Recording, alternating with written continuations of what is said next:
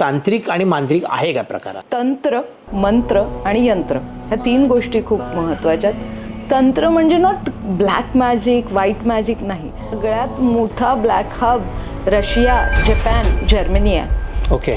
सगळ्यात मोठं. तिकडे तर जिन आज पण बॉटल्समध्ये आहे. हो. एक उदाहरण देईन. 15 वर्षाचा मुलगा होता त्यांचा. पुण्यात राहणारी लोक गावाकडे गेले आणि तो मुलगा बॅडमिंटन खेळायला गेला. त्याची बहीण म्हणली की चला आपण बाहेर जाऊया, सायकलवर चालूया. तो बोलला नाही ताई, मला नाही यायचं आहे, मला जमणार नाही, आज मी इथेच खेळणार आहे. खेळता खेळता तो मुलगा पडतो आणि जातो. उनको पूछ के उनके घर के पास कुआ है क्या? मैंने कहा ठीक है. मी त्यांना लाईनवर घेतलं साईडला आणि विचारलं आपके घर के आसपास कुआ है? सेड येस है. तर मग त्यांनी मला एक पॉईंट सांगितलं, शीतल यहाँ पे जाके देख ना, कुछ तो मिलेगा तेरे को. आणि त्या दिवशी मी त्या ठिकाणी गेले, स्वतः गेले. तिथे बांगडी मिळाली, त्याच्या आईचं ब्लाऊजचा तुकडा मिळाला, आईची केसं मिळाली. ह्या सगळ्या गोष्टी त्या ठिकाणी बांधून त्या विहिरीच्या जवळ पुरलं होतं. आईच्या कुंडलीमध्ये देत दिसत होतं, पण आई त्या ठिकाणी न पोचल्यामुळे तो मुलगा त्या ठिकाणी मारून आल्यामुळे तो मुलगा त्या ठिकाणी गेला. ह्याला प्युअरली ब्लॅक मॅजिक. पार्वती आणि शिवांपासनं तंत्र बाहेर आलंय आणि असुरांना वध करण्यासाठी ॲक्च्युली शिवाने तंत्राचा वापर करायला सांगितलेला. आता मोठ्या मोठ्या इंडस्ट्रीज, मोठ्या मोठ्या ब्रँड्स हे सगळं वशीकरण वापरतात आणि ओपनली वापरतात. ओके. तुम्ही चला माझ्यासोबत कधी बगलामुखीला. आत्ताच मी हिमाचलला गेलेले. तिथे तुम्ही जाऊन बघाल तर पूर्ण पॉलिटिशियनच्या फोटोजनी भरले.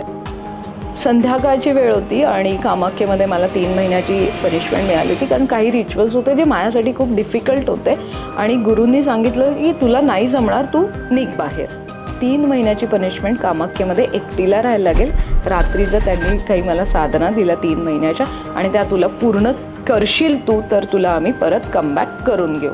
मयान वॉज डरावनी प्लेस. जिकडे एक्झॅक्टली कुठे आलं मयान? कामाख्याच्या जवळ. कामाख्याजवळ. ओके.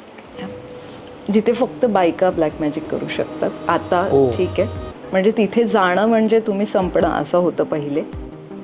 3 लोक येऊन बसतात आणि ते माझी साधना डिस्टर्ब करण्याचा प्रयत्न करतात.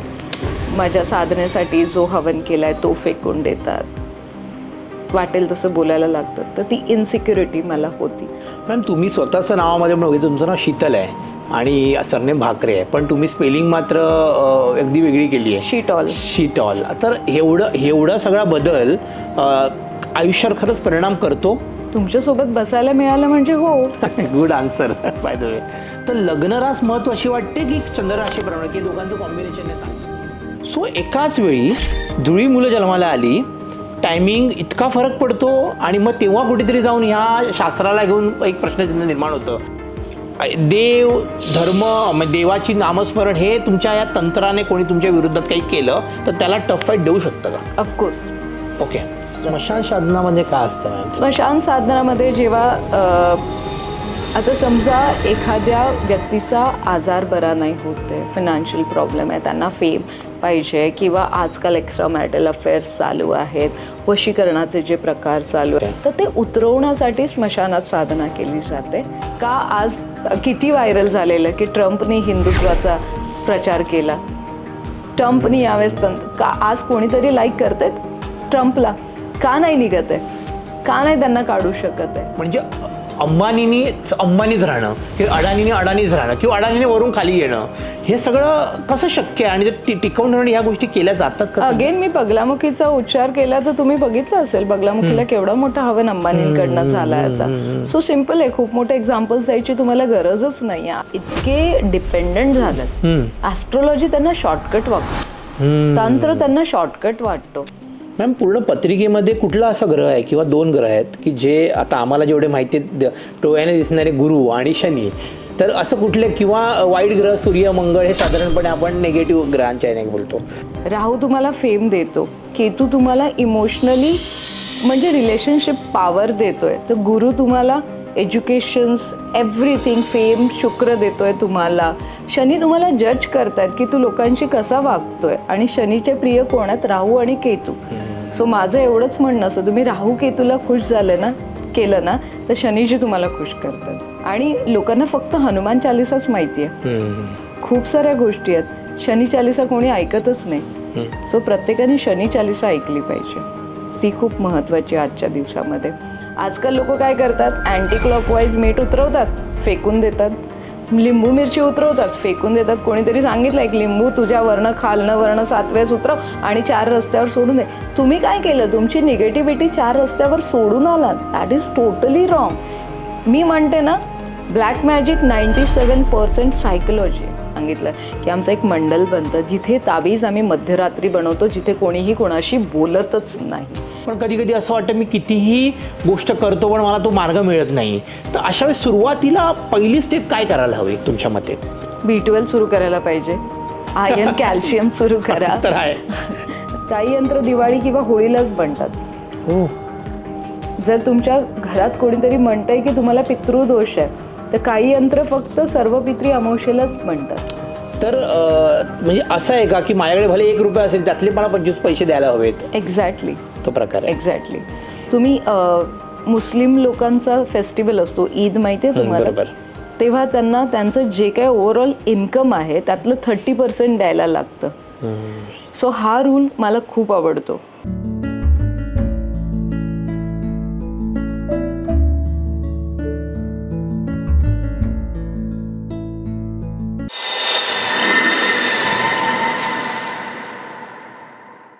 नमस्कार, मी रोहन धालोलकर. इसाब निधी चॅनलच्या माझी माणसं या कार्यक्रमात तुम्हा सर्वांचं अगदी मनापासून स्वागत करतो. मित्रांनो, आत्तापर्यंत आपल्या पॉडकास्टमध्ये अनेक नेते, अभिनेते, बिझनेसमॅन, क्रिकेटर्स, खूप व्यक्तिमत्व येऊन गेली. पण आत्तापर्यंत आम्हाला सारखं कमेंटमध्ये विचारलं जायचं की तुमच्या पॉडकास्टमध्ये ॲस्ट्रॉलॉजर, न्यूमरॉलॉजर, त्याच्यानंतर मग तांत्रिक विद्या समजून घेणारे, सांगणारे साधक कधी येणार म्हणून. तर आज आपल्या भेटीला आले आहेत जगप्रसिद्ध ॲस्ट्रॉलॉजर, न्यूमरॉलॉजर आणि वास्तुशास्त्र ज्यांनी कोळून पियाल्यात अशा तुमच्या माझ्या आवडत्या शीतल भाकरे. नमस्कार मॅडम. नमस्कार. तुमचं हिसाब नीतीमध्ये मी खूप मनापासून स्वागत करतो. अरे, मी खूप दिवसांपासून वाट बघत होती की मी कधी तुम्हाला भेटेन. एवढे तुमचे पॉडकास्ट, एवढे तुमच्या रील्स मी बघत होते आणि एक मराठी व्यक्तीपर्यंत पोहोचणं, मराठी चॅनल्सची खूप गरज असते. आणि माझे जे काही जेन्युइन फॉलोअर्स आहेत, ऑर्गॅनिक फॉलोअर्स आहेत, ते मराठी आहेत सगळे. आणि सगळ्यांचं असं म्हणणं असतं की मराठीमध्ये जे तुम्ही एक्सप्लेन करतात, ॲज तुम्ही माझं इंट्रोडक्शन खूप छान दिलं, पण त्यात मी माझ्याकडनं थोडंसं ॲड करायला आवडेल मला की आजकाल मला सगळेजण खडूस ॲस्ट्रॉलॉजर म्हणायला लागले. खडूस ॲस्ट्रॉलॉजर. बिकॉज काय असतं ना, जेव्हा तुम्ही ॲस्ट्रॉलॉजरकडे जाणार, फक्त गोड गप्पा ऐकायची आपल्याला सवय असते की माझं पास्ट असं होतं, मग माझं आता काय होईल. माझं असं नसतं. पास्ट भाई गया तेरा, जो होना था वो हो गया, अब मेरे को बता तेरा प्रेजेंट और फ्यूचर के बारे में क्या है. मला तुमचं फ्युचर प्लॅनिंग सांगा, त्याच्यामध्ये काय होणार आहे ते मी सरळ सरळ सांगेन तुम्हाला. तुमचं मेजर ॲक्सिडेंट होणार असेल तर मी तुम्हाला सीट बेल्ट, हेल्मेट घालायला सांगेन. जर तुम्ही आजारी पडणार असाल तर मी तुम्हाला सांगेन की मेडिक्लेम घेऊन चाला. सिम्पल. या सगळ्या गोष्टी जेव्हा मी सांगते, पण माझा सांगण्याचा वे थोडा वेगळा असतो. जसे आईबाबा ओरडतात, घरातले ओरडतात, तसं ओरडून मी त्या मुलांना समजवते ना, म्हणून मला खडूस ॲस्ट्रॉलॉजर ॲक्च्युली म्हणलं जातं. पण त्याचा प्लस पॉईंट हा आला आहे की प्रत्येक पॅरेंट्स म्हणते की आम्हाला ना आमच्या मुलांना ना तुमच्याकडे घेऊन यायचं. तुम्ही जे कान उघडी करू शकता ते कोणीच नाही करू शकत. So that is simple called खडूस ॲस्ट्रॉलॉजर. नाव मलाही आवडायला लागलं आहे. शीतल मॅडम, सगळ्यात महत्त्वाची गोष्ट म्हणजे नेहमी सगळ्यांना प्रश्न पडतो सर्वसामान्य माणसांना, हे न्यूमरॉलॉजी आहे काय आणि ॲस्ट्रॉलॉजी आहे काय, ती आपल्या आयुष्यावर कसा परिणाम करते हे जरा तुम्ही आम्हाला सांगा. 12 राशी, 27 नक्षत्र, 9 ग्रह, ठीक आहे. नंबर्स 1 ते 9 नंबर्स, ह्याच्यावरच आपण सगळ्या गोष्टी, म्हणजे प्लॅनेटरी डायरेक्शन जशी फिरते, कधी ऊन येतं, कधी पाऊस येतो, कधी थंडी पडते, सेम लाईक आपल्या फ्युचर्समध्ये पण, आपल्या प्रेझेंटमध्ये पण पास्ट मी विचारच नाही करत. सिरियसली सांगू, मला पास्ट लाईफमध्ये काहीही फरक नाही पडत, कारण तो होऊन गेलेला काळ त्याला परत उकरून काढायचं आणि त्याच्यावर रडत बसण्यावर मी बिलीव्हच नाही करत. सो प्रेझेंटमध्ये काय होणार आहे या गोष्टी ज्या आपल्याला कळतात, कुठे ना कुठे आपल्याला एक संकेत मिळतो. असं नाही आहे की ती 100%च परफेक्टच होणार आहे. मी म्हणलं म्हणजे असं व्हायलाच पाहिजे असं मी म्हणतच नाही, कारण कुंडली आज कोणीही कोणाची बदलूच शकत नाही, व्हेरी फ्रँकली स्पीकिंग. थिंकिंग. हां, कुंडलीमध्ये काय काय प्लॅनेटरी डायरेक्शन्स दिसत आहेत. समजा आता खूपदा तुम्ही ऐकता, तुम्ही पण एक ॲस्ट्रॉलॉजीचे खूप चांगले अभ्यासक आहात. तुम्हाला माहिती आहे की शनीची दिशा वक्र झाली, राहू तुमच्यावर रागवला, केतू रागवला, इवन गुरु पण नाराज असेल तर काही ना काही डिस्टर्बन्स लाईफमध्ये येतात. ते डिस्टर्बन्स न येण्यासाठी तुम्ही त्या प्लॅनेटला कसं खुश करू शकता याला म्हणतात ॲस्ट्रॉलॉजी. ओके. आज ॲस्ट्रॉलॉजीचा फार काही वेगळा वापर केला जातो, पण जे प्लॅनेट वीक आहेत, म्हणजे जे ग्रह तुमचे वीक झालेत, आता जशी आपल्याला भूक लागते किंवा तुमची छोटी छोटी मुलं असतात, त्यांना तुम्हाला माहिती आहे कुठल्या वेळेला टॉनिक द्यायचं आहे, कुठल्या वेळेला चॉकलेट द्यायचं आहे, कुठल्या वेळेला त्यांना प्रोटीन द्यायचे आहेत, कुठल्या वेळेला त्यांना जेवण द्यायचं आहे. सेम लाईक ॲस्ट्रॉलॉजीमध्ये असते की कुठल्या वेळेला कुठला ग्रह नाराज झाला त्याला कसं खुश करायचं. आणि ग्रहांना खुश करणं ना खूप सोपं असतं, पण लोकांना हे समजतच नाही. पहिली गोष्ट, जेवढ्या पण लोकांना मी एवढ्या 25 वर्षात भेटली आहे ना, मी फक्त एक विचारते की तुम्ही देता काय. तर त्यांचं असतं की आम्ही काही कोणाला देत नाही. अरे पण तुम्ही जोपर्यंत देणार नाही तोपर्यंत. आता गुरु तुमचा प्लॅनेट वीक आहे समजा, सो गुरुचं काय म्हणणं आहे की तुमच्या मोठ्यांचा तुम्ही आदर करा, तुम्ही गाईला चारा घाला, तुम्ही जाऊन ॲटलिस्ट मंदिरामध्ये जाऊन बुंदीचं लाडूचं भोग लावा. एवढंच म्हणणं आहे त्या प्लॅनेटचं. तुम्ही तेही करायला तयार नाही आणि तुम्ही म्हणतात माझं स्वप्न आहे करोडोंचं. तुम्ही मॅनिफेस्ट करा, मॅनिफेस्ट करायला हरकतच नाही. मी तर 100 करोडचं स्वप्न पण बघायला आज तयार आहे. पण त्या मॅनिफेस्टिंगसाठी तुम्हाला त्याच्यावर काम करावं लागतं आणि डोनेशन पण करायला लागतं. सो आय एम लाईक अशी ॲस्ट्रॉलॉजर आहे, अशी न्यूमरोलॉजिस्ट आहे की मी फक्त देण्यावर बिलीव्ह करते. तुमचा हात जेव्हा नेहमी असा असेल ना तर देव तुम्हाला देत राहतो. फक्त कधी कुठे कसं द्यायचं आहे हे ॲस्ट्रॉलॉजी आणि न्यूमरोलॉजी तुम्हाला हेल्प करते. मॅम तुम्ही स्वतःचं नावामध्ये पण बघितलं, तुमचं नाव शीतल आहे आणि सरनेम भाकरे आहे, पण तुम्ही स्पेलिंग मात्र अगदी वेगळी केली आहे, शीटॉल. तर एवढा सगळा बदल आयुष्यावर खरंच परिणाम करतो? तुमच्यासोबत बसायला मिळालं म्हणजे हो. Good answer by the way. हो, शीटॉल म्हणजे आता प्रत्येकाचं, आता तुम्ही न्यूमरोलॉजीमध्येच येणार आहात तर प्रत्येकाचा ना एक लकी नंबर असतो, मूलांक असतो, भाग्यांक असतो. आणि आजकाल आम्ही तुमच्यासारख्या पॉडकास्टर्स आणि रीलर्सनी ते सगळं ओपनच केलेलं आहे की मूलांक काय असतो, भाग्यांक काय असतो, तो कसा काढायचा, तुमच्या पूर्ण बर्थडेटची टोटल करायची. पण हे ना सगळं अर्धवट नॉलेज आहे. आता 4 नंबरवाल्यांचं जर 6 नंबरवर नाव आणून ठेवलं तर ते चुकीचं असतं. तो 4 नंबरवाल्यांसाठी 7 नंबर सुटेबल आहे, 2 नंबर सुटेबल आहे, 1 नंबर. तर ते ज्या नावाच्या स्पेलिंगची टोटल असते ना, प्रत्येक अल्फाबेटला ना एक नंबर असतो.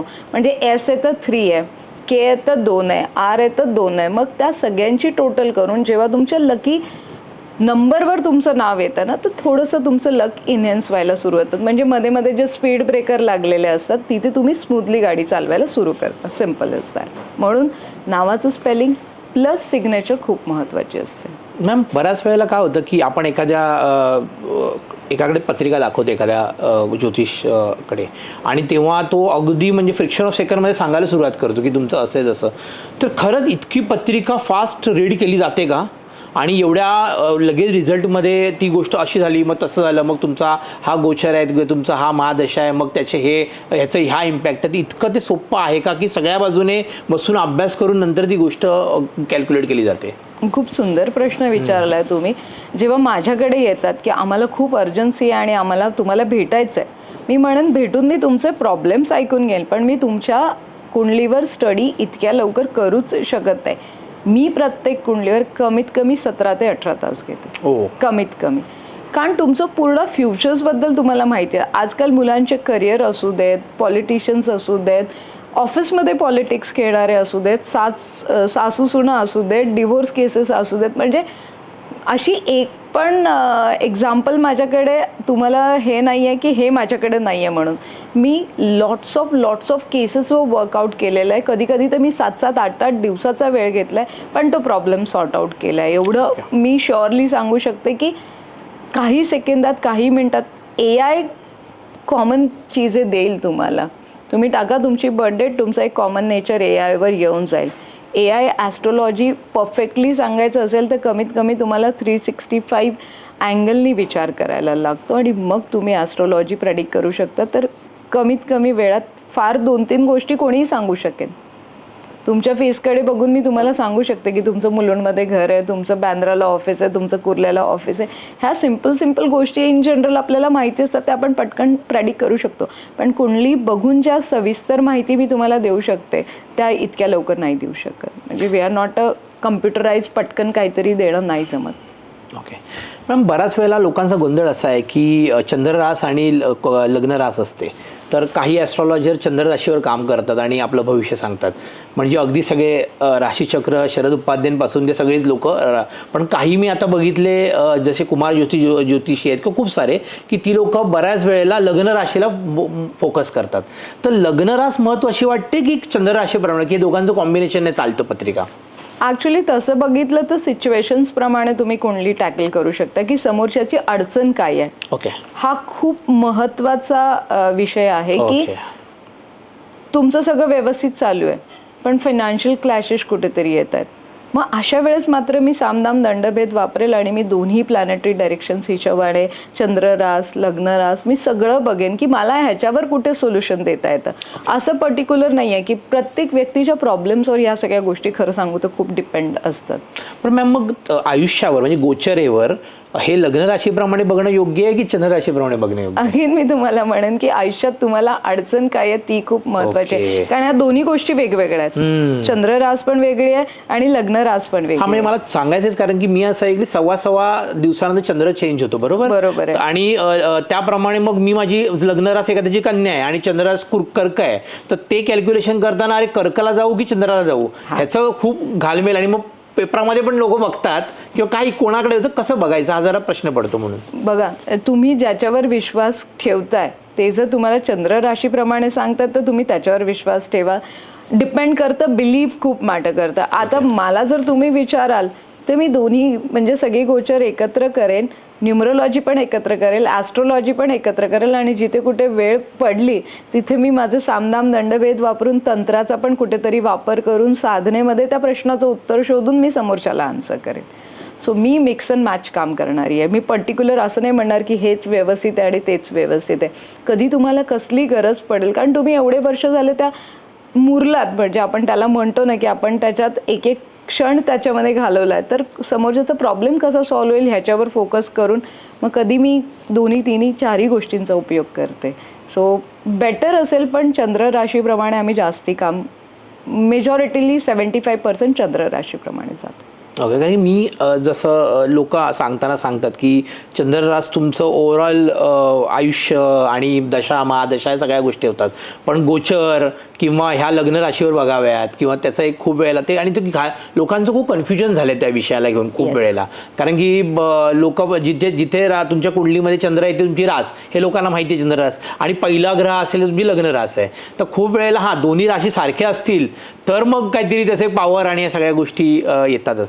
मॅम मला सगळ्यात महत्त्वाची गोष्ट विचारायची ती म्हणजे माणूस जेव्हा जन्माला येतो तेव्हा जी वेळ असते ती खूप वेळेला मग ती कुठली पकडली जाते? म्हणजे नाळ कापल्यानंतरची वेळ पकडली जाते की बाबा मुलगा किंवा मुलगी आपण जन्माला आल्यानंतर पूर्ण बाहेर आल्यानंतर सांगतात ती वेळ कुठली वेळ पकडली? वेळ ही खूप महत्त्वाची आहे मला वाटते कुंडलीसाठी. तर साधारण तुमचं काय गणित आहे की डॉक्टरांनी काय बघायला हवं आणि सांगायला, की खूप पूर्वीच्या काळामध्ये तर एक अंदाज भाव ह्या प्रहराला झालं त्या प्रहराला झालं असं होतं, तर आता एवढं सायंटिफिकली एवढं आपण एप्रूव्ह झालो आहे, तर काय बघायला हवं तुमच्यामध्ये? जेव्हा नाळ कापली जाते ओके, नाळ त्याच्यानंतर त्याचं बाहेरचं आयुष्य सुरू झालं तोपर्यंत तो बेबी जो आहे तो आईच्या कुशीतच होता, त्याचं आणि आईचं कनेक्शन होतं.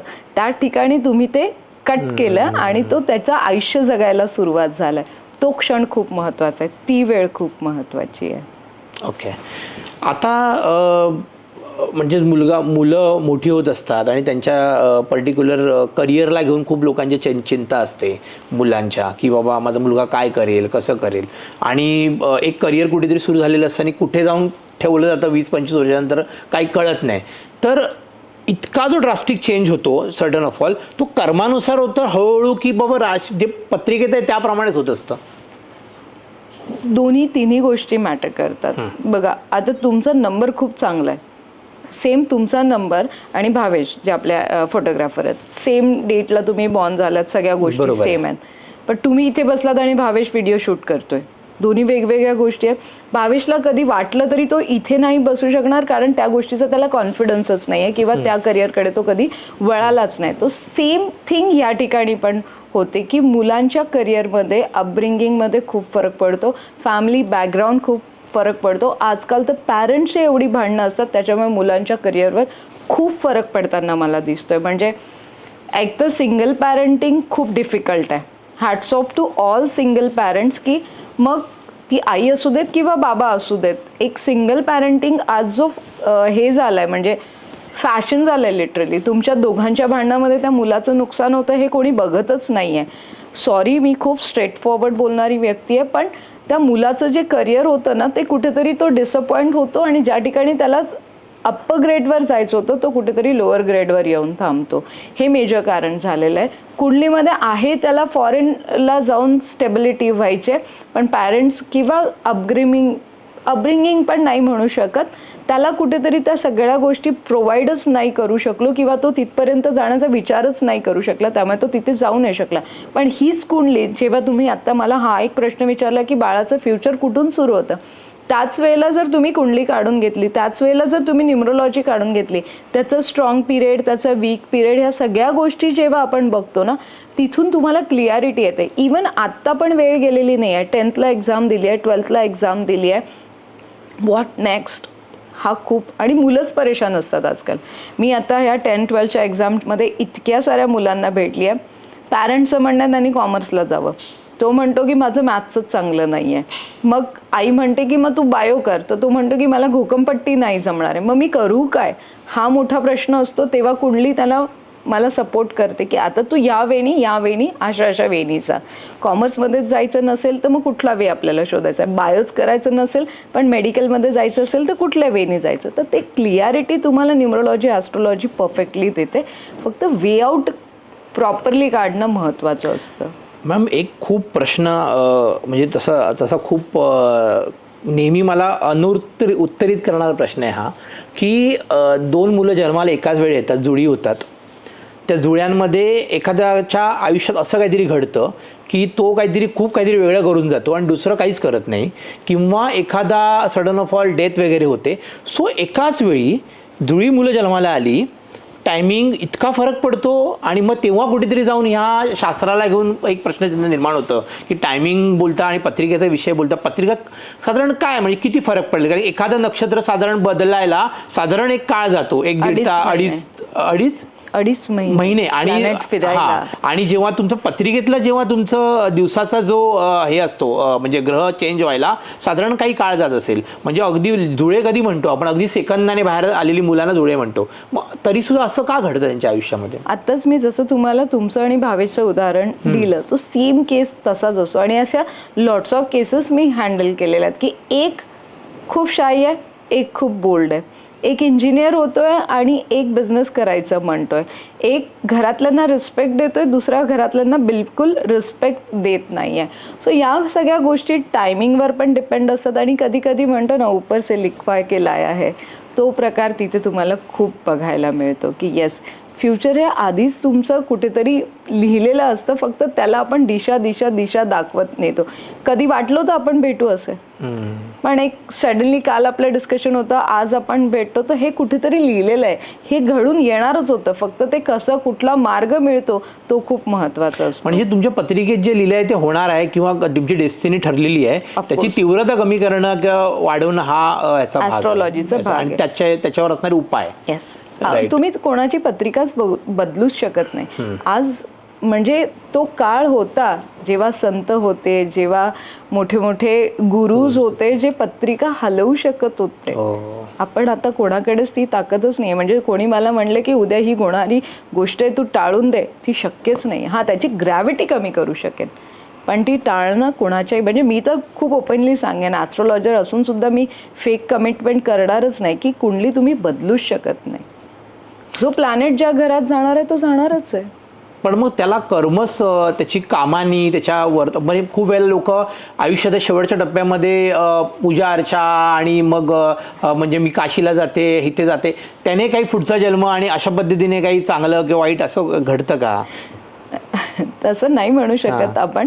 आत्ता तर खूप कॉमन झालं. आता तर यंगस्टर्सच तुम्हाला केदारनाथमध्ये दिसतील, महाकालला दिसतील. सो आता चारधाम यात्रा यंगस्टर्स, म्हणजे माझ्या मुलीनी मला करवली आहे 40मध्ये. So that is okay. आता ते आधी होतं की रिटायरमेंट झाल्यानंतर वेळ मिळतो, मग तो फॅमिलीसोबत स्पेंड करणं म्हणून चारधामला जाणं. पण आता तो कन्सेप्ट गेला आहे. जसं जसे दिवस बदलत चाललेत तसं तशा गोष्टी बदलत चालल्यात. आणि असं काही नाही आहे, तुम्ही देवाकडे गेलात, नतमस्तक झालात, तुमच्या इच्छा मागितल्या तर देव पण तुमच्या इच्छा पूर्णच करतो. जेव्हा तुम्ही कुठल्याही मंदिरात जातात तर पहिले माझं असतं, मी तर खूप खूप ठिकाणी जाते. तुम्ही माझे फोटोज आणि व्हिडिओज बघू शकता. मी त्या धर्तीवर पोहोचल्यावर देवाला म्हणते की थँक्यू की तुम्हाला इथपर्यंत बोलवण्यासाठी लायक समजलंयच. म्हणजे मलाही माहिती नव्हतं की कधी मी एका दिवसात जगन्नाथपुरीला जाईन, मी बद्रीनाथला जाईन, मी केदारनाथला तर मी 3-3 वेळेस पोहोचते. आणि एव्हरीवेअर आय थॉट की मला जायचं आहे. इवन तुमच्या मुंबईच्या लालबागला मी कधी कल्पनाही नव्हती केली की मला 2-2दा VIP दर्शन मिळेल. पण तुम्ही जेव्हा देत जाता, दुसऱ्यांना हेल्प करत जातात, तर तुमचं बरोबर दरवाजे उघडत जातात. सो प्लॅनेट पण तेच मागतायत की तू लोकांची मदत कर, तू लोकांना डोनेशन कर. लोकांना म्हणजे जे खरंच गरजू लोक आहेत त्यांना डोनेशन करा तुमचं. आता अंबानीच्या लग्नामध्ये तुम्ही बघितलं असेल, त्यांनी जो काही मोठा इव्हेंट केला, पण बॅकएंडला त्यांनी किती मोठे डोनेशन्स केलेत. म्हणजे ते काउंटलेस होते ते डोनेशन्स. सो त्यांनाही माहिती आहे की देत राहिलं की तुम्हाला मिळत राहणार आहे. पण मग गरीब लोक असं म्हणतात खूप वेळेला मॅम की आमच्याकडे पैसेच नाहीत द्यायला. तर म्हणजे किंवा आम्हाला असं आमच्याकडे ते नाहीच आहे की आम्ही काही देऊ शकतो, उलट आम्हाला द्यायची म्हणजे. तर त्या मुलांना काहीतरी मोठं व्हायचं जेव्हा असतं, तर म्हणजे असं आहे का की माझ्याकडे भले 1 रुपया असेल त्यातले मला 25 पैसे द्यायला हवेत? एक्झॅक्टली तो प्रकार आहे. एक्झॅक्टली. तुम्ही मुस्लिम लोकांचा फेस्टिवल असतो ईद, माहिती आहे तुम्हाला? बरोबर. तेव्हा त्यांना त्यांचं जे काही ओव्हरऑल इन्कम आहे त्यातलं 30% द्यायला लागतं. सो हा रूल मला खूप आवडतो, कारण ते देत आहेत. मग त्यातला जो जितका पण गरीब असेल किंवा जितका पण गरजू व्यक्ती असेल तो पण ते करतो. सो जोपर्यंत तुम्ही देतच नाही आहात तर देव म्हणेल तुझ्याकडे आहे त्यात तू सॅटिस्फाईड राहा, मी का तुला अजून देऊ. जर तू समोरच्याला मदत करायलाच तयार नाही, तुम्ही अननेसेसरी ठिकाणी जाऊन स्पेंड करताय ना. तुम्ही आज जर 2 टाईम घरात खाऊ शकता, तुम्ही एका वेळचं बाहेरचं खाताय, ठीक आहे. आज तुम्ही दोन्ही वेळचं घरातलं खा आणि ते थोडेसे पैसे तुम्ही बाहेर ज्यांना खरंच गरज आहे त्यांना द्या. मी असेही लोक बघितलेत जे 350 लोकांना दर महिन्याला जेवणाचे पूर्ण पॅकेट्स देतात. क्या बात. सो त्यांच्याकडे आज कुठल्याही गोष्टीची कमी नाही, कारण देव काय म्हणतोय, तू देतोय ना तर तू चांगलं काम करतोय, तर मी तुला कमी नाही पडू देत, तरच तू 4 लोकांचं भलं करू शकतो. तर देण्याने फरकच नाही पडत. मॅम, पूर्ण पत्रिकेमध्ये कुठला असा ग्रह आहे किंवा 2 ग्रह आहेत की जे आता आम्हाला जेवढे माहिती आहेत, डोळ्याने दिसणारे गुरु आणि शनी, तर असं कुठले किंवा वाईट ग्रह सूर्य मंगळ हे साधारणपणे आपण नेगेटिव्ह ग्रहांच्या याने बोलतो. तर खरंच हे ग्रह फक्त 2च महत्त्वाचे आहेत की त्यांचा इम्पॅक्ट सगळ्या आपल्या पृथ्वीवर आणि आपल्या ओव्हरऑलवर जास्त आहे असं आहे, की त्याच्याबरोबर शुक्र पण महत्त्वाचा आहे, मग नेपच्यून पण आहे आणि अगदीच बुध पण महत्त्वाचं आहे? सगळे ग्रह महत्त्वाचे आहेत. पूर्ण प्लॅनेटच महत्त्वाचे आहेत ना.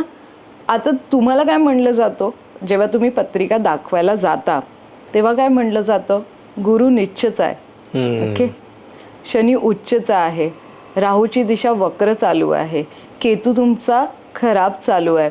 सो एव्हरी प्लॅनेटचं वर्क वेगवेगळं आहे. राहू तुम्हाला फेम देतो, केतू तुम्हाला इमोशनली म्हणजे रिलेशनशिप पॉवर देतोय, तर गुरु तुम्हाला एज्युकेशन्स एव्हरीथिंग फेम, शुक्र देतोय तुम्हाला. शनी तुम्हाला जज करतायत की तू लोकांशी कसा वागतोय, आणि शनीचे प्रिय कोण आहेत, राहू आणि केतू.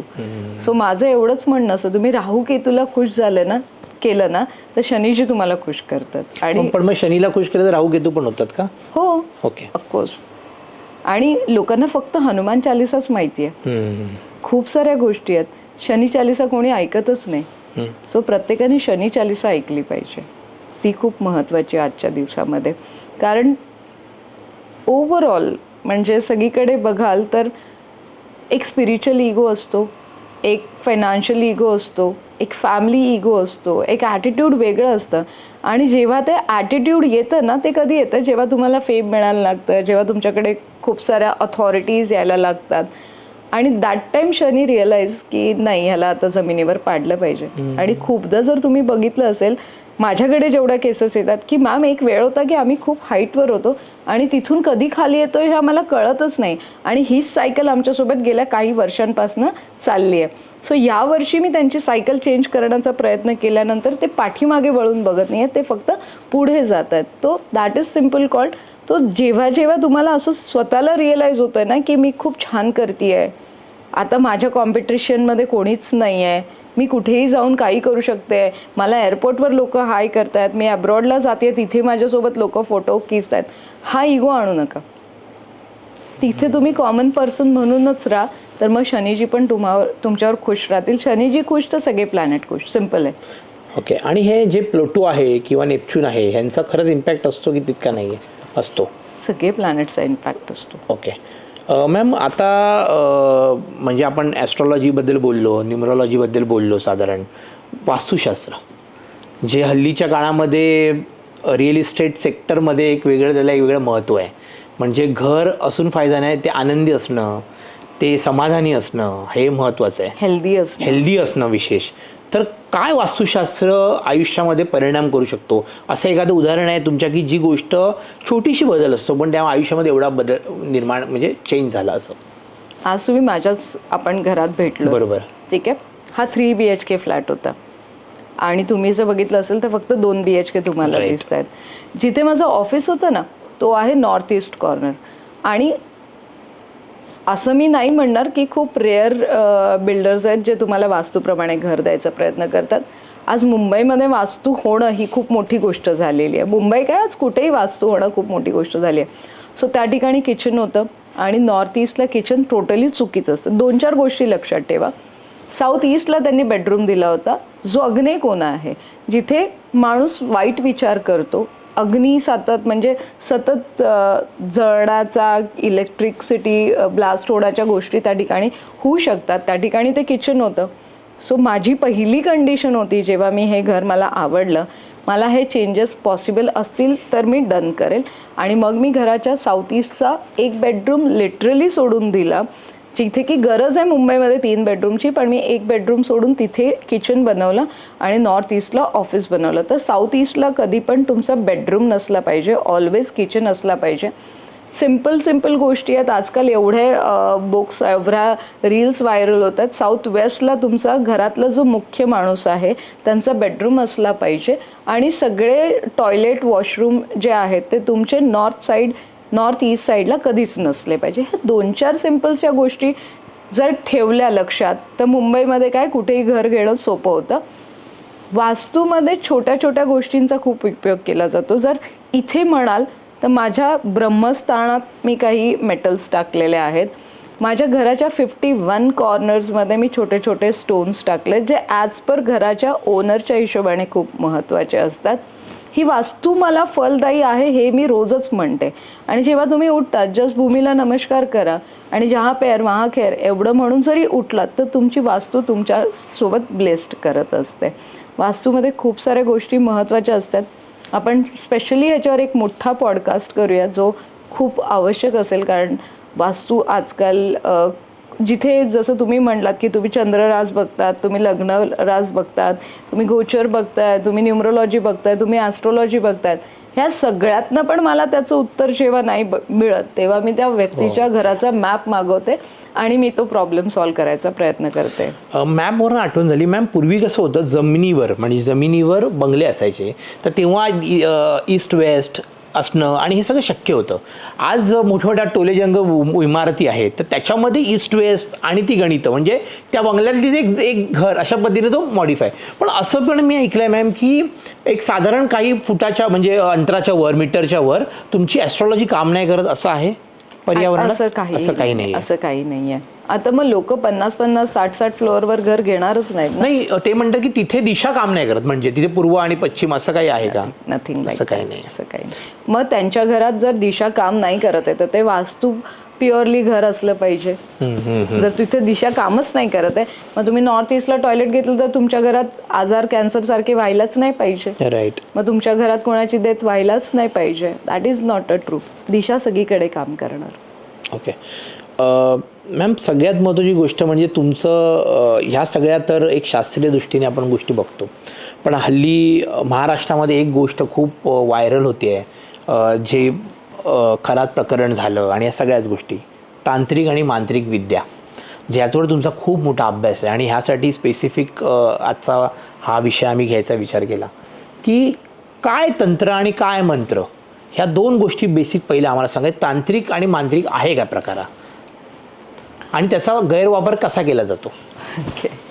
गैरवापर खरंच मी नाही करत. म्हणजे तुमच्या पॉडकास्टमध्ये काय गेले 25 वर्षात तुम्ही माझ्या जेवढ्या पण लोकांचे रिव्ह्यू बघाल तर कोणीही माझ्याकडे आलं की आम्हाला हे करायचं आणि तू हे करून देशील का, तर आमच्याकडे पहिले नाही असतं, आम्ही त्यांना एंटरटेनच नाही करत. तंत्र, मंत्र आणि यंत्र ह्या 3 गोष्टी खूप महत्त्वाच्या आहेत. तंत्र म्हणजे not black magic, white magic नाही. तंत्र म्हणजे एक यंत्र बनवले जातं. यंत्राज म्हणजे काय, श्रीयंत्र तुम्ही पूजा नाही करत, तसेच काही यंत्राज असतात जे ग्रंथांमध्ये लिहिले आहेत. आणि पार्वती आणि शिवांपासनं तंत्र बाहेर आलं आहे आणि असुरांना वध करण्यासाठी ॲक्च्युली शिवाने तंत्राचा वापर करायला सांगितलेला. आता त्याचा गैरवापर नंतर सुरू झाला, तो भाग वेगळा आहे. तिथून ते तंत्र बाहेर निघालं. मच्छिंद्रनाथ होते, त्यांना शाप दिला गेला आणि त्यांना माशामध्ये त्यांचा जीव टाकण्यात आला आणि ते फिरत फिरत शिव पार्वतीच्या जिथे ते डिस्कस करत होते, एकांतात डिस्कस करत होते आणि कळत नकळत ते तिथे पोचले ॲज अ बचली. आणि पार्वती आणि शिवामध्ये जे तंत्रांचं डिस्कशन होतं ते त्यांनी ऐकलं आणि तिथून त्यांना ती परमिशन मिळाली तंत्राची आणि तिथून ते खरं तर सगळ्या गोष्टी सुरू झाल्या. तुम्ही पुराण ग्रंथ इतके व्यवस्थित लिहिलेले आहेत, इतके व्यवस्थित लिहिलेले आहेत, पण आज एवढं मिसगाईड केलं जातं त्याला. मला आता खूप साऱ्या केसेस येतात जिथे मला कधी कधी तंत्राचा वापर करावा लागतो. पण तंत्र म्हणजे असं नाही आहे की बस खाली, उठ, बाहेर जा, खायला बस. म्हणजे तो जो मूवी आहे तुमचा ज्याच्यामध्ये माधवननी खायला एक लाडू दिला आणि ते सगळं तसं झालं, तसं आज कुठेही शक्य नाही आहे. त्या लाडूला ना ॲक्टिव्ह करायला कमीत कमी 3 दिवस लागतात. हो, तो अभिमंत्रित करायला कमीत कमी 3 दिवस लागतात आणि तो खाऊ घातल्यानंतर ते वशीकरण व्हायला, म्हणजे वशीकरण म्हणजे बस किंवा उठ म्हणजे उठ नसतं. मला माझा पॉईंट तुम्हाला प्रूव्ह करायचा. माझा एखादा प्रॉडक्ट आहे, आता मोठ्या मोठ्या इंडस्ट्रीज, मोठ्या मोठ्या ब्रँड्स हे सगळं वशीकरण वापरतात आणि ओपनली वापरतात. ओके, तुम्ही चला माझ्यासोबत कधी बगलामुखीला. आत्ताच मी हिमाचलला गेलेले, तिथे तुम्ही जाऊन बघाल तर पूर्ण पॉलिटिशियन्सच्या फोटोजनी भरले. आणि आता ओपनली परवाच्या मॅचच्या आधी, अहमदाबादच्या मॅचच्या आधी जर तुम्ही बघितलं असेल तर काही क्रिकेटर आलेले बगलामुखीला. आणि जेव्हा अहमदाबादच्या स्टेडियमवर मी गेले आणि तिथे लोकांशी बोलले, I am a solo travel, मला माहिती होतं की ही मॅच जिंकणार आहेच. तिथे मी नाही सांगत की आम्ही कसं काय कुठे काय झालेलं आहे आणि काय केलेलं आहे. हे माहिती आहे की मॅच जिंकणारच आहे आणि सगळेजण म्हणतात अहमदाबाद का स्टेडियम ऐसा है ना की यहाँ पे कोई मॅच आज तक इंडिया जीता ही नहीं है. आणि मी एकटी ब्लॉगर होती तिथे, मी एकटी ॲस्ट्रॉलॉजर होती की मी ओरडून सांगितलं की आज का मॅच इंडिया जीतेगा. आणि ते झालं. कपिल शर्मासारखा व्यक्ती जर तिथे जाऊन निगेटिव्हिटी काढू शकतो तर एव्हरीवन लाईक ते तंत्रच आहे. तुम्ही तंत्राचा अभिषेक करतायत. अभिषेक म्हणजे लाईक एक छोटासा हवन आहे जी तुमच्यावरची निगेटिव्हिटी त्याच्यामध्ये तुम्ही सोडून येत आहे. आणि हे खूप महत्त्वाचं असतं, ती निगेटिव्हिटी तिथे ब्लास्ट व्हायला पाहिजे. आजकाल लोक काय करतात, अँटी क्लॉकवाईज मीठ उतरवतात, फेकून देतात. लिंबू मिरची उतरवतात, फेकून देतात. कोणीतरी सांगितलं एक लिंबू तुझ्या वर्ण खालनं वर्ण 7 वेळेस उतरव आणि 4 रस्त्यावर सोडून दे. तुम्ही काय केलं, तुमची निगेटिव्हिटी 4 रस्त्यावर सोडून आलात. That is totally wrong. मी म्हणते ना, ब्लॅक मॅजिक 97% सायकोलॉजी आहे. ओके, फक्त 3% तुमच्याकडनं काम होत नाही आहे. तुम्ही सकाळी उठत नाही आहे, तुम्ही जॉब शोधत नाही आहात, तुम्ही आईवडिलांच्या पैशांवर मजा करतायत, तुम्हाला संध्याकाळी दारू प्यावंसं वाटतंय, पोरगी फिरवायची वाटते, त्या पोरीला दुसरं कोणी मिळालं की तुम्ही म्हणता की तिला कोणीतरी वशीकरण केलं. अरे तुम्ही त्यांच्या रिक्वायरमेंट फिल नाही करू शकला म्हणून ती दुसरीकडे गेली. तुम्ही जॉब शोधला नाही म्हणून तुम्हाला मिळाला नाही आहे. तुम्ही जॉब शोधत बसलात तोपर्यंत तुम्ही दुसरं काही काम करू शकला असत. मग ॲट द एंड यायचं की माझ्यावर कोणीतरी करणीबाधा केली आहे, कोणीतरी काळूबाईलाच गेलं होतं, कोणीतरी माझ्यावर हाच प्रयोग केला आहे. तसं नसतं. पण मला एक महत्त्वाचा प्रश्न विचारायचा आहे की मी समजा एखादा माणूस देवाची मनापासून पूजा करत असेल, त्याची बैठक असेल देवाबद्दलची, सतत गणेश स्तोत्र असेल, त्याच्यानंतर विष्णू सहस्रनामावली, सगळ्या गोष्टी वाचणं होत असेल, पण खूप वेळेला आपल्याला डाऊन फील होतं. खूप वेळेला आता त्याला कधी त्या टायमाचे ग्रह पण असू शकतात. पण काही काही लोक असतात, जसं उदाहरणार्थ जेव्हा काही अशी लोक होते, उदाहरणार्थ काही कलाकार असतात, काही ते कितीही कुठल्याही परिस्थितीमध्ये एकदम स्ट्रॉंग उभे राहतात. म्हणजे श्रीराम लागू हे खूप नास्तिक होते, पण त्यांना ते आस्तिक नव्हते, पण त्यांच्या बरोबर समोर बाबाराव सातारकर होते. आता बाबाराव सातारकर आणि श्रीराम लागू हे दोघांची मुलं तरुण वयात वारली. तर मी त्यांना नेहमी प्रश्न विचारायचो की तुम्ही एक नास्तिक आहे, एक आस्तिक आहे, दोघांची मुलं त्याच ह्याच्यामध्ये वारली, तर मला सांगा की देव धर्म म्हणजे देवाची नामस्मरण हे तुमच्या या तंत्राने कोणी तुमच्या विरोधात काही केलं तर त्याला टफ फाईट देऊ शकतं का? ऑफकोर्स. ओके. जर तुमच्यावर कोणी निगेटिव्हिटी केली, करणी बाधा केली, तर तुम्ही कितीही देवाचं नामस्मरण केलं तर मधले जे असुर असतात ना ते पूर्ण ते खाऊन टाकतात. ओके. ते देवापर्यंत पोहोचूच देत नाही, कारण असुरांनी ब्लॅक मॅजिकचा खूप वाईट वापर केला आणि ते हे सगळं घेतात, त्यांची पॉवर वाढवतात, ते तिथपर्यंत पोहोचूच देत नाही. हे होतं. ओके. एखादा अनुभव मॅम सांगा की जिथे ज्या घरात तुम्हाला, आता खूप वेळेला तुमचे क्लायंट्स असतात आणि असं एखादी घटना असेल की जी तुम्ही घरी गेल्यानंतर ती खूपच नेगेटिव्ह वाटली आणि त्याने स्वतःला तुम्हाला असं वाटलं का अरे ही तर काहीतरी भयानक आहे गोष्ट आणि त्याचा इम्पॅक्ट स्वतःवर कधी होतो का, असं कधी झालं आहे का? ॲक्च्युली जेव्हा मी ह्या सगळ्या गोष्टी मी शिकले मयान, कामाख्याजवळ मयान म्हणून एक गाव आहे जिथे मी 7 वर्ष होती. मला पनिशमेंट मिळाली होती. ॲक्च्युली सिच्युएशन अशा होत्या की 2009मध्ये माझे मिस्टर इलेक्शनला उभे राहिलेले आणि ते हारलेले. त्यावेळेला आम्ही खूप मेजर लॉसमध्ये होतो. लॉसमध्ये म्हणजे आम्ही 5 वर्ष मागे गेलो होतो. आमच्यावर लोनचं बर्डन झालेलं, आमच्यावर लोक यायला लागली पैसे मागायला आणि ही खूप घाणेरडी परिस्थिती असते सगळ्यांसाठीच. म्हणजे लिटरली मी हा शब्द वापरेल की खूप वाईट परिस्थिती असते की लोक तुमच्या दरवाजावर येत आहेत, पैसे मागत आहेत, वाटेल तसं बोलून जात आहेत, तुमच्या मुलांची परिस्थिती खराब होताना दिसते जोपर्यंत तुम्ही त्यांना एक लाविश लाईफस्टाईल दिलेलं आहे आणि सडनली आता तुम्हाला त्यांना नाही म्हणावं लागतं आहे आणि फ्युचरची चिंता वाढायला सुरुवात झाली. आणि मी या सगळ्या गोष्टींचं नॉलेज घेत होती. मी मयानला पण शिकले, मी 7 वर्ष दुबईला पण होती. ह्या सगळ्या मी म्हणजे खरं सांगू तर मी तिन्ही विद्यांना मिक्स केलेलं आहे. मी मुस्लिम विद्येचा पण वापर करते, मी आपल्या सगळ्या तंत्र साधनांचा पण वापर करते, मी स्मशान साधनांचा पण उपयोग करते कधी कधी जिथे मला आवश्यक वाटतं. सो त्या पिरियडमध्ये ना संध्याकाळची वेळ होती आणि कामाख्येमध्ये मला 3 महिन्याची पनिशमेंट मिळाली होती, कारण काही रिच्युअल्स होते जे माझ्यासाठी खूप डिफिकल्ट होते आणि गुरूंनी सांगितलं की तुला नाही जमणार, तू निघ बाहेर. माझे 3 गुरु आहेत, त्यातले 92 इयर्स आता ते ओल्ड आहेत. तेव्हा ते होते 70-70मध्ये असतील ते. तो दॅट टाइम ही सेड की तेरे को नहीं जमेगा बेटा, आपसे ये पॉसिबल नहीं है, ये तंत्र वगैरह आपसे नहीं होगा, आपसे साधना नहीं होगी, आपको निकालना पडेगा. सो तो एक क्षण होता की मी घाबरले की नाही, मला तर माझ्या फॅमिलीसाठी हे सगळं काढायचं आहे आणि करायचं आहे. सो आय रिक्वेस्ट हिम की काहीही करायला तयार आहे, तुम्ही जे म्हणाल ते मी करायला तयार आहे. आणि मग त्यांनी मला सांगितलं की तुला आम्ही 3 महिन्याची पनिशमेंट कामाख्येमध्ये एकटीला राहायला लागेल. रात्रीचं त्यांनी काही मला साधना दिल्या 3 महिन्याच्या आणि त्या तुला पूर्ण करशील तू तर तुला आम्ही परत कमबॅक करून घेऊ. सो मी रेडी झाली. एक दिवस तिथे साधना माझी चालू होती आणि मयांच्या जवळ, आणि मयान वॉज डरावनी प्लेस. जिकडे एक्झॅक्टली कुठे आलं मयान? कामाख्याच्या जवळ. कामाख्याजवळ. ओके. जिथे फक्त बायका ब्लॅक मॅजिक करू शकतात आता. ठीक आहे, म्हणजे तिथे जाणं म्हणजे तुम्ही संपणं असं होतं पहिले. तिथे सर्वाईव्ह करणं खूप डिफिकल्ट आहे. तिथे कोण तुम्हाला पटकन मासोळी करून टाकेन. तिथे आज पण नरबळी चालतो, आजही बऱ्याच गोष्टी तिथे घडतात. म्हणजे बरेच असे सिक्रेट टास्क आहेत तिकडे की जे कोणी कोणाला सांगू पण नाही शकत, असे सिक्रेट गोष्टी तिथे आहेत. सो ठीक आहे, प्रत्येकजण जाऊन गुगल केलं तर त्यांना सगळ्या डिटेल मयांबद्दल मिळतील. सो त्या दिवशी साधनेमध्ये खूप डिस्टर्बन्स यायला लागला आणि माझं फक्त एक होतं की मला जे टार्गेट आहे ते मला कंप्लीट करायचं आणि 3 महिन्यामध्ये मला ते साध्य करून मला पुन्हा तिथे जायचं आहे. आणि तो माझ्या गुरूंनीच केलेला प्रकार होता. तिथे 3 लोक येऊन बसतात आणि ते माझी साधना डिस्टर्ब करण्याचा प्रयत्न करतात. माझ्या साधनेसाठी जो हवन केला आहे तो फेकून देतात, वाटेल तसं बोलायला लागतात. तर ती इन्सिक्युरिटी मला होती.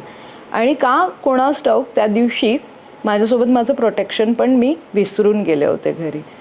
ती भीती आज पण आहे. त्याच्यानंतर मी कधीच माझं प्रोटेक्शन काढलेलं नाही आहे. One of my best protection of ताबीज.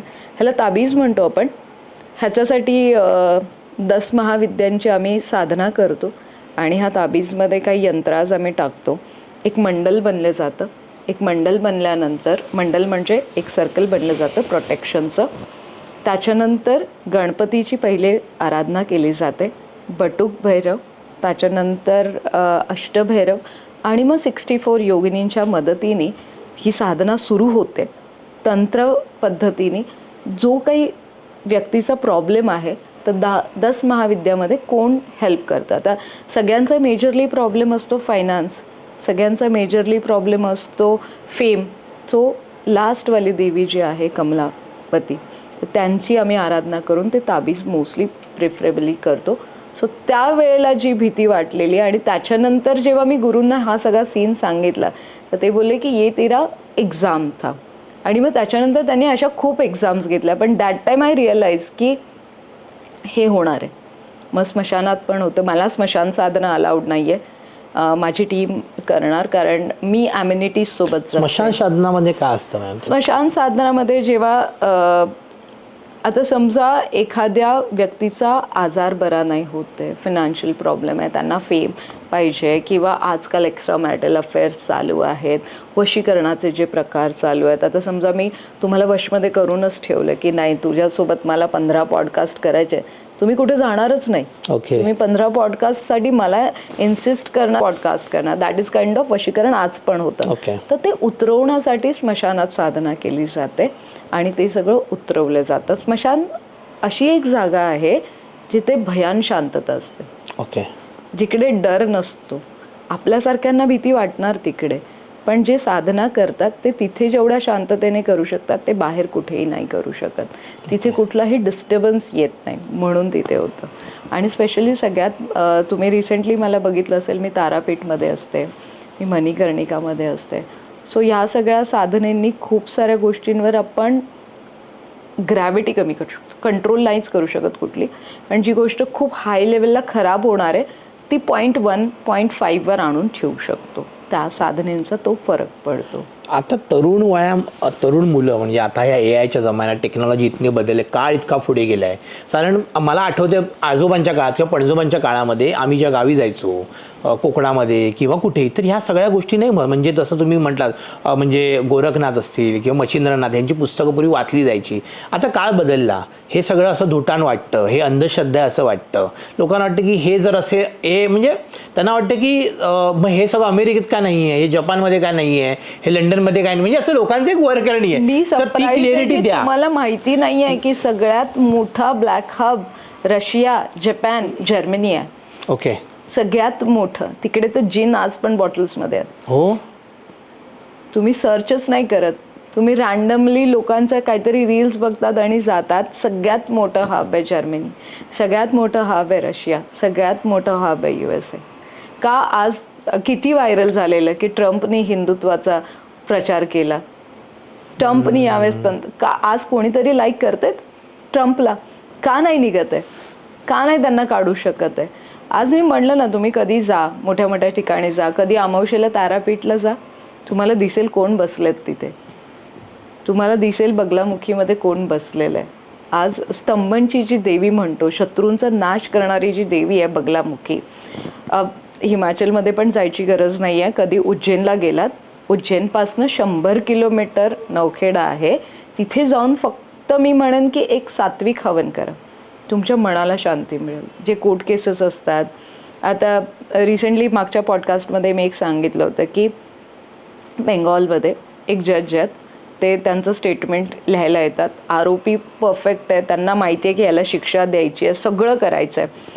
ते स्टेटमेंट लिहायला जातात ते लिहू शकत नाही. हो. आणि असे एकदा नाही, दोनदा नाही, 4-5 वेळेस झालं. ही इज अ जज. ते पण तुमच्यासारखे कशावर बिलीव्ह नाही करणार.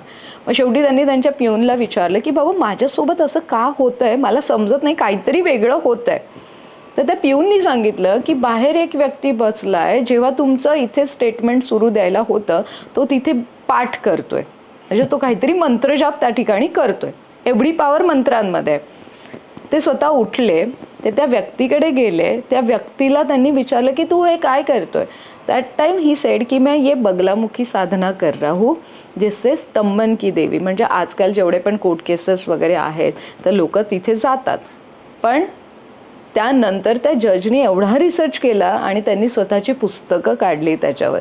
सो एवढी पॉवर आहे त्या तंत्रामध्ये. पण तुम्ही चांगल्या गोष्टींसाठी वापर केला तर खूप चांगलं आहे, आणि वाईट गोष्टींसाठी वापरलं तर उलट्या होतातच होतात. म्हणजे जे म्हणतो ना आपण बॅड कर्माज आपल्या परत येतात, सेम लाईक तसं आहे. तुम्ही दुसऱ्यांचा वाईट विचार केलात तर तुमच्यावर. मला खूप जण विचारतात आम्हाला जरा सांगशील का कोणी करणी बाधा केली. मी म्हटलं काय करणार आहात जाणून. आज मी तुम्हाला सांगितलं की तुमच्या भावाने तुमच्यावर करणी केली आहे. उद्या तुमचा भाऊ तुम्हाला दिसल्यावर तुमच्या तोंडातनं काहीतरी त्यांच्यासाठी चांगलं निघणार आहे, मनातनं काहीतरी चांगलं निघणार आहे, आणि जे चांगलं नाही निघणार आहे हे तुमच्या बॅड कर्माजमध्ये ॲड होणार आहे. सोडून द्या. ज्याला जे करायचं होतं ते करून गेला. तुम्हाला काय असं सेफ करायचं ते माझ्या हातात आहे. ओके. ते मी करते. मॅम आता आम्ही बघतो की म्हणजे अगदी नरेंद्र मोदींपासून 14 म्हणजे शक्य नाही आहे की 2014 पासून आज तागायत त्या माणसाला कोण हलवू शकत नाही. अमित शहा हटू शकत नाही. तसं धोनी कायम खेळतच राहिला, सचिन तेंडुलकर कायम खेळतच राहिला, विराट कोहलीसारखा माणूस आता पुन्हा अध्यात्माकडे वळला आहे. सो हे सगळं जी माणसं टॉप दिसतं, अमिताभ बच्चन, मला प्रश्न पडला की ही जी माणसं आहेत ह्या सगळ्या गोष्टी करत असतात त्यांच्या म्हणजे हार्डवर्क बरोबर, की हे त्यांची डेस्टिनी असते आणि ते पुढे जात असतात. कारण की सतत त्या यशाच्या शिखरावर टिकून राहणं म्हणजे अंबानीच राहणं किंवा अडाणीच राहणं किंवा अडाणीने वरून खाली येणं, हे सगळं कसं शक्य आहे आणि ते टिकवून ठेवणं ह्या गोष्टी केल्या जातात का? अगेन मी बगलामुखीचा उच्चार केला तर तुम्ही बघितलं असेल बगलामुखीला केवढा मोठा हवन अंबानींकडनं झालाय आता. सो सिम्पल आहे. खूप मोठे एक्झाम्पल्स द्यायची तुम्हाला गरजच नाही आहे. आजकाल मीडिया इतका स्ट्रॉंग झालाय, तुम्ही लोकांनी एवढे पॉडकास्ट करून सगळं ओपन अप केलंय. सो फार एक्झाम्पल्स किंवा फार एक्सप्लेनेशन द्यायची गरजच नाही आहे. सगळे पॉलिटिशियन काय झालं आता परवा तुम्ही बघितलं, परवाचा रिझल्ट तुम्ही बघितला, कल्पना तरी केली होती कोणी एवढ्या सीटनी येईल म्हणून. सो मला आणि अगेन ब्रेकिंग न्यूज बनवायचीच नाही आहे की मी प्रेडिक्ट केलं होतं म्हणून. बट या सगळ्या गोष्टी प्रेडिक्टेबलच आहेत ऑलरेडी, कारण ह्या अशा पद्धतीने चाललेल्याच आहेत. सिम्पली तुम्ही बघाल किती बवाळ झाला. अजित पवार दादा जेव्हा गेले तेव्हा किती काय काय झालं की ब्लॅक मॅजिक झालंय, कोणीतरी हे केलंय, कोणीतरी ते केलंय. का होतं सडनली कधी कोणी विचार केलाच नाही. त्यांच्याच बाबतीत का होतं हे कधी विचार केलाय? तुम्हाला वाटतं असं काहीतरी झालं असेल? कमेंट करणं चुकीचं असेल माझं इथे. ओके, ठीक आहे मॅम. समजा एखाद्यावर अशा पद्धतीची तांत्रिक किंवा अशा काही गोष्ट घडली की तुम्ही त्याला उपाय म्हणून काय काय गोष्टी तुमच्या काही ठेवणीतल्या 5-6 गोष्टी किंवा असं काही आहे की तुमचं काही ठरलेला असा उपाय आहे की जो साधारणपणे तुम्ही ती गोष्ट दिली म्हणजे एखाद्याचा अगदी म्हणजे किती मेहनत केली तरी पैसा टिकतच नसेल किंवा एखाद्याचं कितीही सकाळपासून मेहनत करतो पण त्याला पाहिजे तसं अप्रायझल प्रमोशन किंवा काही मिळत नसेल किंवा कधी कधी आरोग्यच अगदीच म्हणजे डाऊनच राहतं, तर त्यासाठी तुमच्याकडे काय काय गोष्टी आहेत? मी सामदाम दंडभेद सगळे वापरते. मी तंत्र पण देते, मी मंत्र पण देते आणि मी यंत्राज पण देते, आणि ते सगळे प्रॉपर अभिमंत्रित केलेले असतात. जसे मी ताबीज कसा बनवायचा हे तुम्हाला खूप सिम्पल सांगितलं की आमचं एक मंडल बनतं जिथे ताबीज आम्ही मध्यरात्री बनवतो, जिथे कोणीही कोणाशी बोलतच नाही किंवा मौन व्रत धारून तो ताबीज केला जातो. एवढी एनर्जी त्या ताबीजमध्ये दिली जाते. स्मशान साधना असू देत, कधी त्यात कुठलंही मुस्लिम यंत्र किंवा स्मशानाची माती बिलकुलच नाही आहे. एक पर्टिक्युलर आम्ही व्हिडिओ टाकलेला आहे की आम्ही कसे यंत्राज बनवतो. तर यंत्राज बनवण्याची पॉवर जी आहे ना ती खूप महत्त्वाची आहे. ती तुम्हाला प्रोटेक्ट करते. आता मला तुम्ही कुठेही बघाल म्हणजे मी बिनधास्त असते. अमावस्येला पण तुम्ही मला बघाल तर मी तारापीठ स्मशानमध्ये बसलेली दिसेल तुम्हाला. मी कधी मणिकर्णिकामध्ये बसलेली दिसेल, तर कधी मी बगलामुखी असेल, तर कधी मी कामाख्याला असेल. तर एव्हरीवेअर नो डर, म्हणजे डर के आगे जीत आहे ना तो, म्हणजे माझी टॅगलाईनच आहे ती, डरना मना है. तुम्ही जेवढं घाबराल ना त्या निगेटिव्ह एनर्जीला, तेवढी ती निगेटिव्ह एनर्जी तुम्हाला त्रास द्यायला सुरू करेल. कधी कधी 97% ब्लॅक मॅजिक खरंच नसतं. ओके. खरंच नसतं, ते तुमच्या डोक्यात भरलेलं असतं. जेव्हा तुमच्याकडे रिकामा वेळ असतो ना, आपण म्हणतो एम्प्टी माइंड डेव्हिल्स हाऊस असतं ना, तो प्रकार असतो. ओके, तुमच्या डोक्यात आहे. आणि प्रत्येकाकडे ना 2 एंजल्स असतात. कधी कधी आपण चाललोय आणि आपल्याला दिसतं की मागे कोणीतरी आहे, कोणीतरी माझा पाठलागच करते. कधी असं आपण सहज तुम्ही बसलात आणि डोळे उघडले तर तुम्हाला दिसेल कोणीतरी तुमच्या बाजूला बसलंय आणि तुम्हाला तो भास होतो. कधी कधी आपण त्याला निग्लेक्ट करतो आणि कधी कधी आपण ते भूत आपल्या डोक्यात घेऊन बसतो की माया मागे भूत लागले. भूतबाधा काही नसते. आजकाल भूतांकडे पण वेळ नाही की तुमच्याकडे यायला लागतील ते वडून. सो ते डोक्यातनं काढूनच टाका.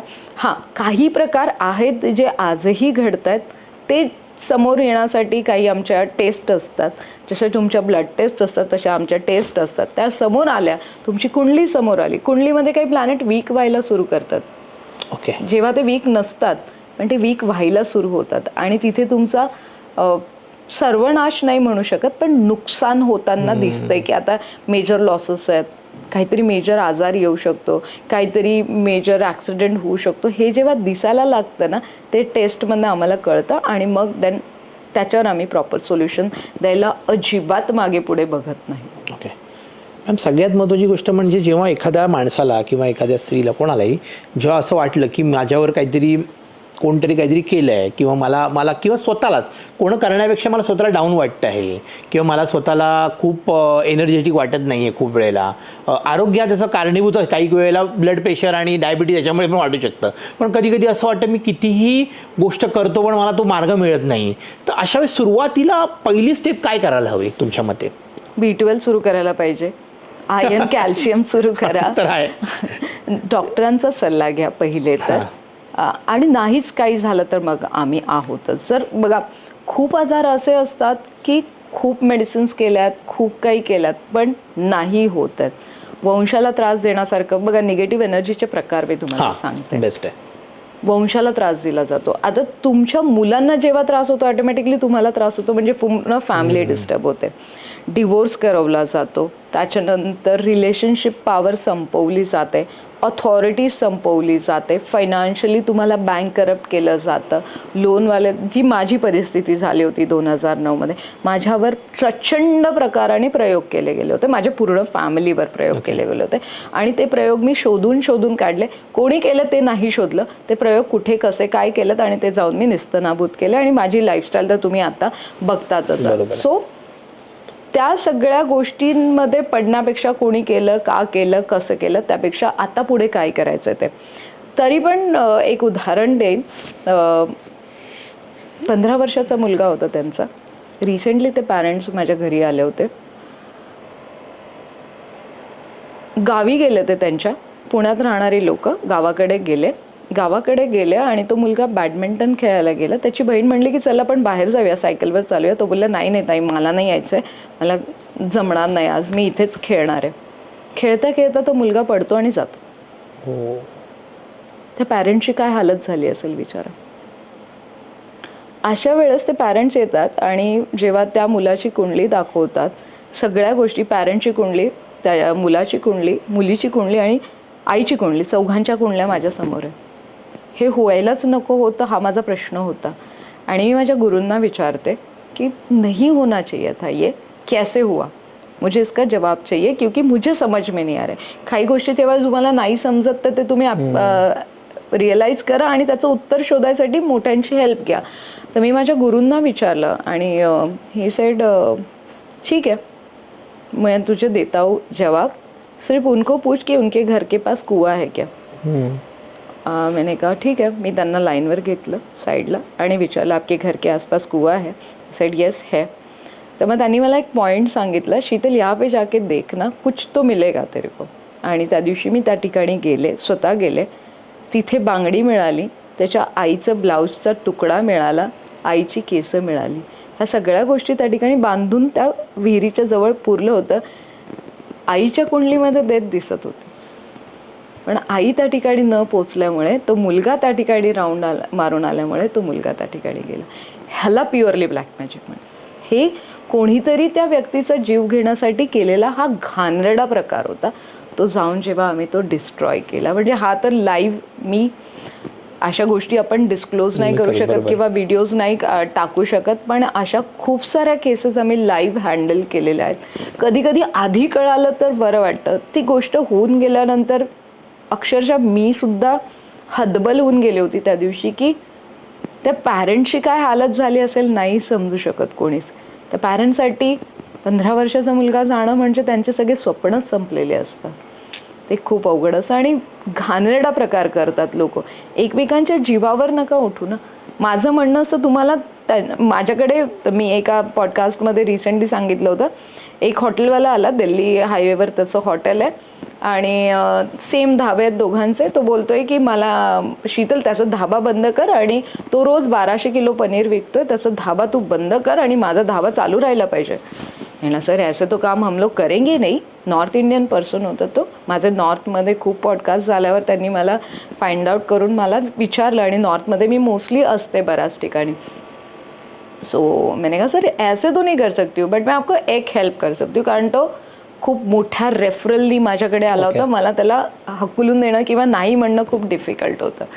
मैंने कहा एक बात कर सकती हूँ, मैं उनका कितना पनीर बिक रहा है. तो बोले 1200 किलो आसपास वो पनीर बेचता है शीतल रोज, मतलब सब्जी वब्जी सगळा करून तो बिकतो है. आप कितना बेच रहे हो. बोले मेरा देख पहले ना 500-600 जाता था, अब उतना भी नहीं जा रहा है, तो तू मुझे बता सकती है क्या करेगी.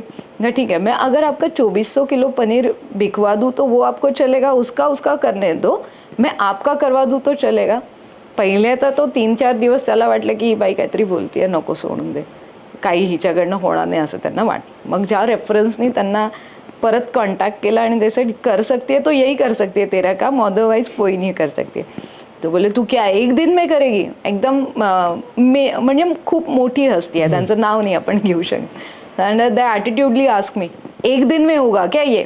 मैंने नहीं सर एक दिन में नहीं होगा, कोई भी चीज़ मैं एक दिन में नहीं बदल सकती, मेरे को 3 महीने का टाइम आपको देना पड़ेगा और जो रिचुअल्स जैसे मैं बोलूँगी वैसे आप करोगे और ये माइंड से पहले निकालोगे कि उसका धाबा बंद करो तभी मैं आपके साथ काम. तेरे में बड़ा एटीट्यूड है. मैंने कहा सर एटीट्यूड नहीं है, ये मेरा काम करने का तरीका है.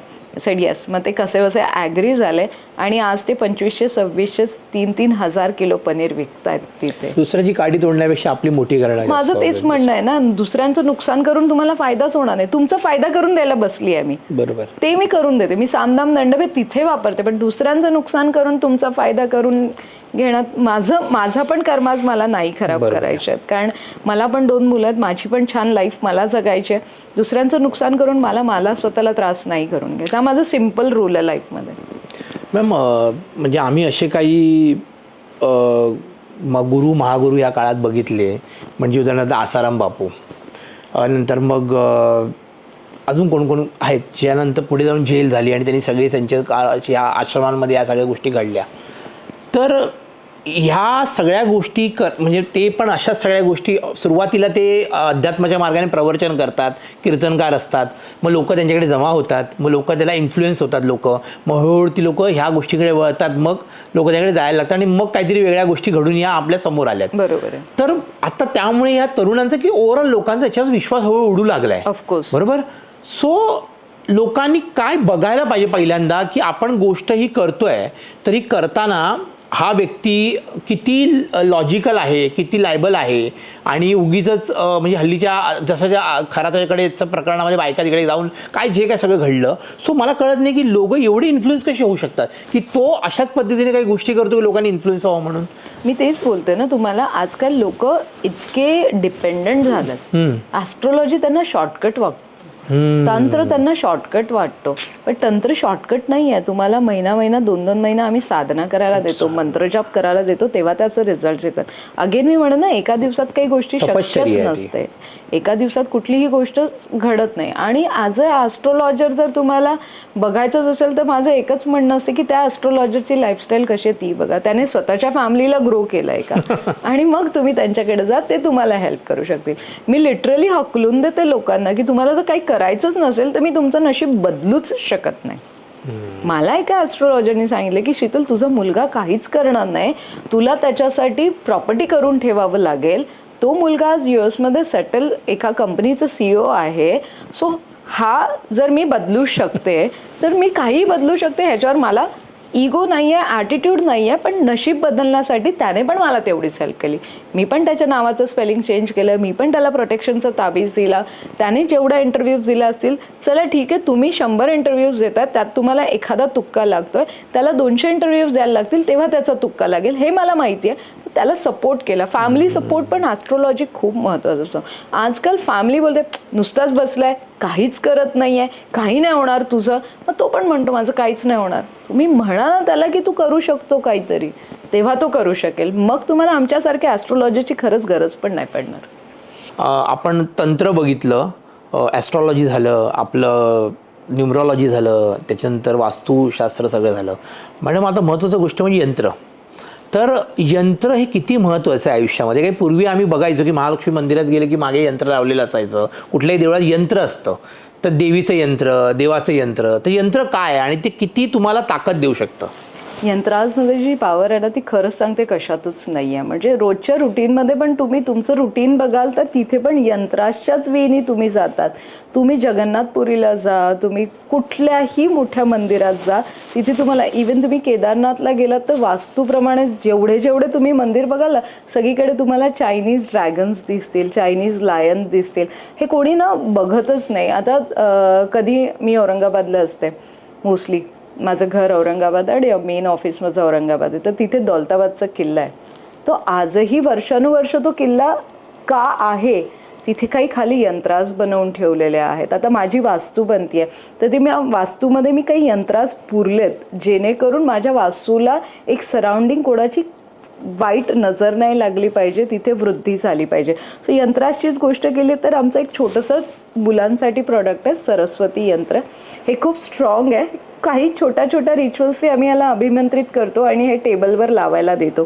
त्याच्यानंतर माझ्याकडे खूप स्ट्रॉंग अभिमंत्रित आहेत. अद्भुत लक्ष्मी यंत्र आहे, त्याच्यानंतर ग्रहशांती आहे, व्यापार लाभ आहे. कोर्ट केसेसला लोक खूप घाबरतात. हो ठीक आहे, तो कॉन्फिडन्स वाढला पाहिजे तुमचा. तुम्हाला कोर्टात गेल्यावर असं असतं की अपोनंट एवढा ॲग्रेसिव्ह असतो की तुम्हाला काही तुमचा पॉईंट बरोबर असून पण तुम्हाला बोलता येत नाही. तो कॉन्फिडन्स वाढवण्यासाठी आणि तुमचा विजय वाढवण्यासाठी ते यंत्र खूप काम करतं. पण त्याच्यासाठी एक वेगळी प्रोसिजर आम्ही देतो. ते यंत्र आम्ही आणि सगळे यंत्रा जे असतात ना, कधीही लक्षात ठेवा, तुम्ही घरातही मंदिरात कुठलं यंत्र बनवताय तर मोस्टली सिल्वर किंवा गोल्ड, मोस्ट प्रेशियस मेटल्समध्ये जेव्हा तुम्ही बनवतात ना तर ते तुमच्यासाठी खूप छान काम करतात. म्हणून कधी पण आता खूपदा असं होतं की पिरॅमिड, ठीक आहे, तर तुम्ही बघाल हा माझा पिरॅमिड आहे पण हा मी डॉलरवर बनवला आहे. हो ग्रेट. ठीक आहे, ह्याला आमचा सगळ्यात बेस्ट सेलर प्रोडक्ट आम्ही म्हणतो पॉकेट किट.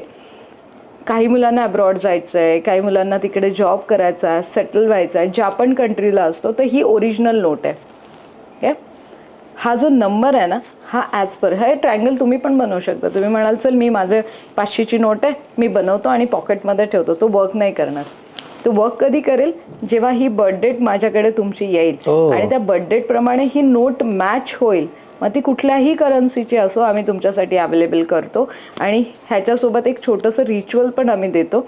जेव्हा हे तुम्ही पॉकेटमध्ये ठेवता ना, तुमच्याकडे डॉलरची ठेवली तर डॉलरमध्ये पैसे यायला लागतील, इंडियन करन्सी ठेवली तर इंडियन करन्सीमध्ये पैसे यायला लागतील. तर यंत्र आज खूप महत्त्वाचे असतात. पण यंत्र ठेवण्याची आणि यंत्र बनवण्याची जर व्यवस्थित प्रोसिजर तुम्हाला माहिती असली, प्रोसिजर म्हणण्यापेक्षा पण एक विधी असते, एक टाईम असतो. कधीही कुठलंही यंत्र बनवायचं नसतं. काही यंत्र दिवाळी किंवा होळीलाच बनतात. हो, जर तुमच्या घरात कोणीतरी म्हणतंय की तुम्हाला पितृदोष आहे तर काही यंत्र फक्त सर्व पितृ अमावस्येलाच बनतात. ओके. सो त्या यंत्रांची जर तुम्हाला माहिती असेल तरच बनवा आणि तरच ठेवा, नाहीतर जे आमच्यासारखे जाणकार आहेत त्यांच्याकडनं बनवून घेतलेले कधीही उत्तम. मॅम तुम्ही अमावस्या आणि म्हणालात पौर्णिमा, खरंच आयुष्यात अमावस्या आणि पौर्णिमेचा म्हणजे अमावस्येला कुठली कामं करू नकोस बाबा, अमावस्याला काय करू नकोस, आणि असं म्हटलं की शिवाजी महाराजांच्या सगळ्या मोहिमा अमावस्याला झाल्यात. त्यातली मी एक आहे. मला नेहमी आई म्हणायची की आपले टिपिकल ना हे मान्यता लावून दिलेल्या आहेत. मग मी जेव्हा ग्रंथांचा सगळा अभ्यास करायला सुरू केला, एक दिवस मी सत्यनारायणची पूजा केली अमावस्येच्या दिवशी आणि आई मला खूप ओरडली, काय करतेस, तुला माहिती आहे आज अमावस्या आणि तू सत्यनारायणची पूजा करतेस घरात. मी कधी कधी मला आवडतं सत्यनारायणची पोथी वाचायला. मोस्टली म्हणतात की पौर्णिमेला वाचली पाहिजे, आणि त्या दिवशी मी अमावस्येला वाचली. आणि मला काहीतरी टेन्शन होतं, मला आता आठवत नाही आहे, की त्याच्यामुळे मला जेव्हाही असं काय असेल तर मी अशी पोथीचं पारायण वगैरे करते. आणि मी वाचली आणि ते काम माझं झालं. मग मी तिला एकाच लाईनमध्ये उत्तर दिलं. तिचं सगळं ऐकून घेतलं. माझं कामच आहे, मी सगळ्यांचं ऐकून घेते.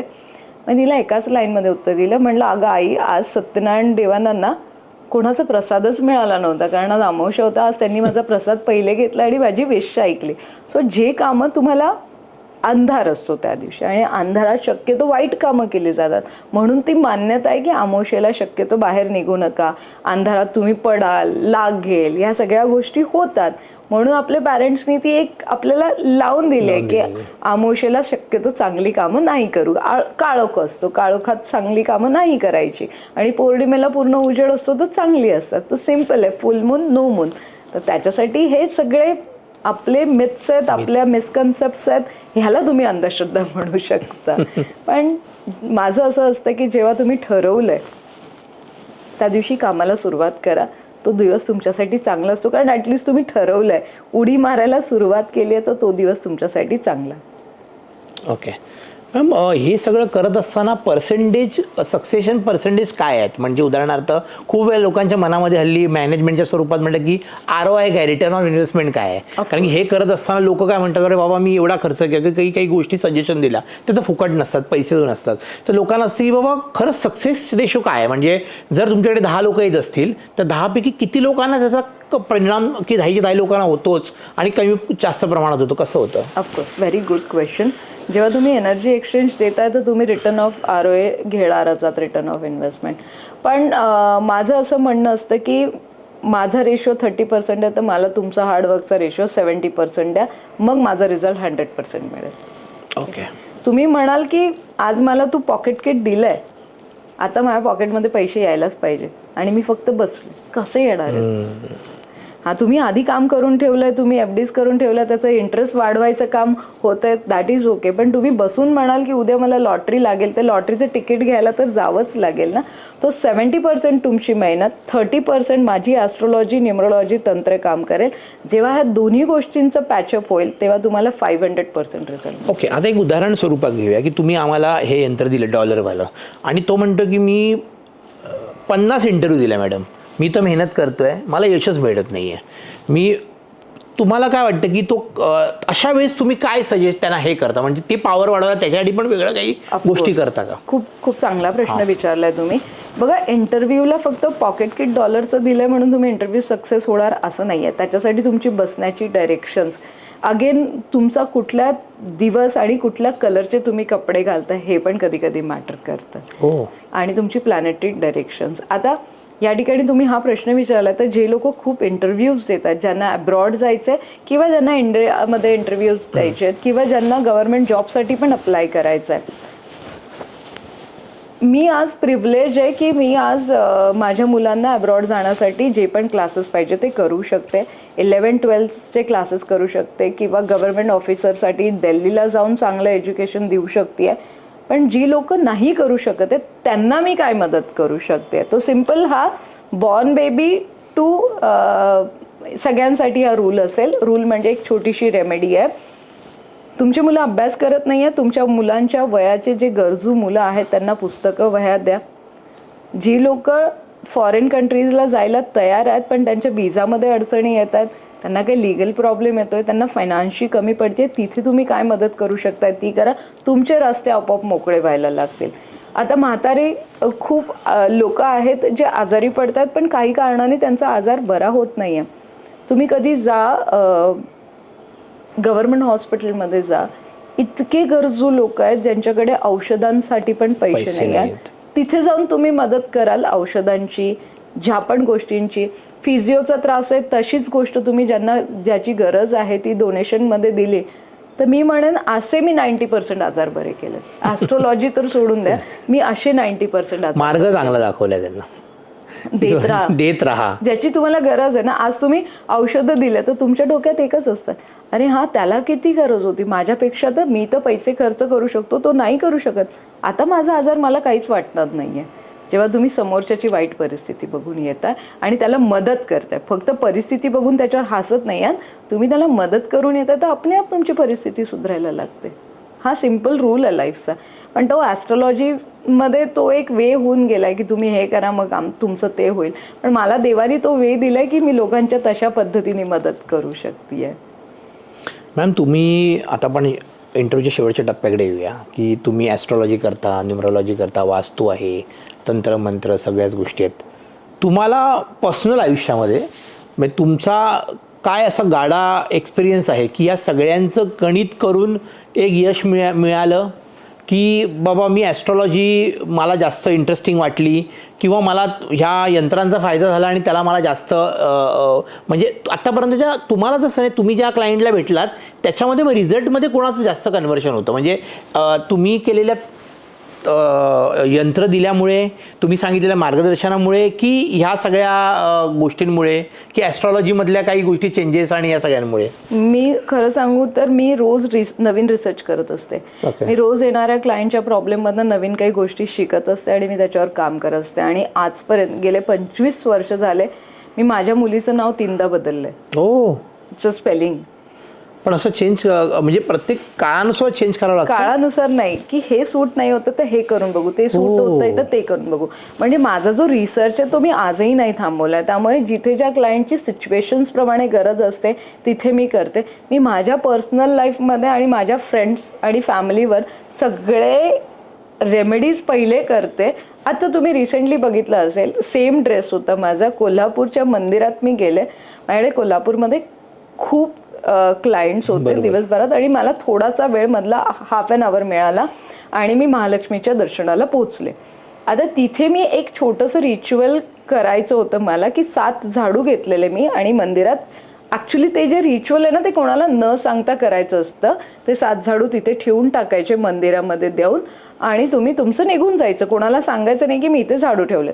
पण मी म्हटलं मी हे केलं तर मी लोकांपर्यंत सांगू शकणार नाही, म्हणून मी सेम ड्रेसमध्ये ही रेमेडी ऑन व्हिडिओ 30 सेकंडमध्ये टाकली आणि मी त्या मंदिरामध्ये जाऊन, तेव्हा गाभाराही बंद होता. पण मला नाही माहिती, देवाचे माझ्यावर ब्लेसिंग खूप चांगले आहेत.